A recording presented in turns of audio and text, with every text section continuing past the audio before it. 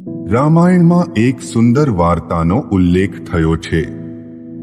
આ વાર્તા પ્રમાણે જ્યારે શ્રી રામ, લક્ષ્મણ અને જાનકી અયોધ્યા પરત ફર્યા ત્યારે હનુમાનજી સીતાના કક્ષમાં પહોંચ્યા.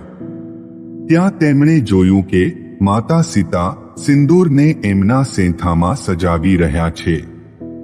હનુમાનજીને કુતૂહલ થતા માતા સીતાને પૂછ્યું કે માતા, તમે આ માથામાં શું સજાવી રહ્યા છો?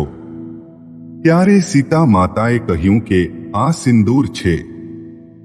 સિંદૂર સૌભાગ્યનું પ્રતીક ગણાય છે અને એને સેંથામાં સજાવવાથી રામને દીર્ઘાયુ મળશે અને તેમના સ્નેહમાં વધારો થશે. આ સાંભળી હનુમાનજીને વિચાર આવ્યો કે ચપટી સિંદૂરથી પ્રભુ શ્રીરામને દીર્ઘાયુ અને પુષ્કળ સ્નેહ મળતો હોય તો હું આખા શરીર પર સિંદૂર લગાવી દઉં, જેથી પ્રભુને અમરત્વ પ્રાપ્ત થશે અને મને પણ પ્રભુનો પુષ્કળ પ્રેમ મળશે.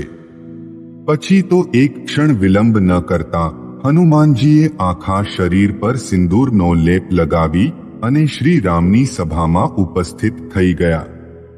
આ જોઈને તો પ્રભુ શ્રીરામ આશ્ચર્યચકિત થઈ ગયા અને હનુમાનજીને આ સિંદૂરનો લેપ લગાવવાનું કારણ પૂછ્યું. ત્યારે હનુમાનજીએ કહ્યું કે સિંદૂરનો લેપ લગાવવાથી મને પણ માતા સીતાની જેમ પુષ્કળ પ્રેમ મળશે અને મારા પ્રભુ શ્રીરામને અમરત્વ પ્રાપ્ત થશે. આટલું સાંભળી શ્રીરામ ભાવવિભોર બની ગયા અને હનુમાનજીને ભેટી પડ્યા.